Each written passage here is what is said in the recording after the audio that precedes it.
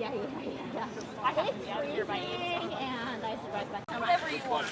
Yeah, it's something about safe haven, but he's on vacation. Oh, this is like a chisel tip. You got to use the right side to get the wide. Okay.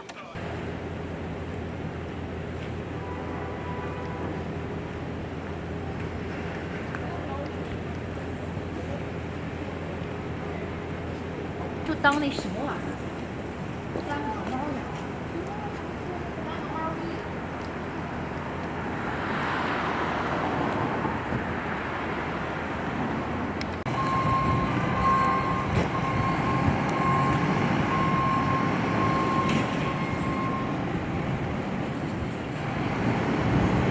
The homeless are under attack!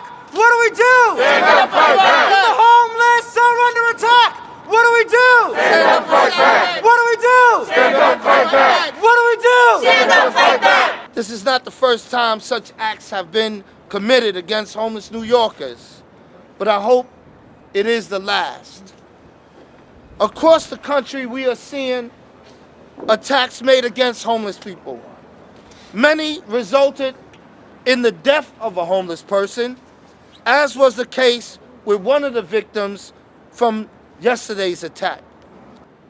This narrative that homeless New Yorkers and those who are experiencing homelessness somehow created violence here in New York City. We're in a pandemic. We know what the numbers look like. We've been through a depression when communities are starved of resources, when people don't have what they need. What do you expect to happen? This is not the time to blame and point fingers at the most vulnerable community members. I got to echo what my brothers and sisters were saying. Give us the strength and the spirit to change this narrative. Yes. This language is killing us. Yes. I mean, I'm sorry, I'm a weeping prophet now. I'm sorry, but when you can't talk about people as being vermin and being disgusting animals without it having a repercussion. Last night was the repercussion of this. Yes.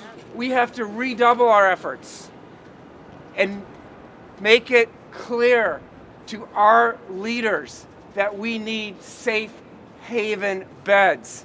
We need to make it clear to our leadership that it's not enough to build affordable housing. We need supportive housing. Yes. People are just worried about the homeless when somebody does something in the subway, or when they get uncomfortable because somebody stinks because they sleep there. But think about, why would they rather sleep there than go to the shelter that I'm going to? That's right. Because the shelter that I'm going to doesn't have a bathroom or a bed for them.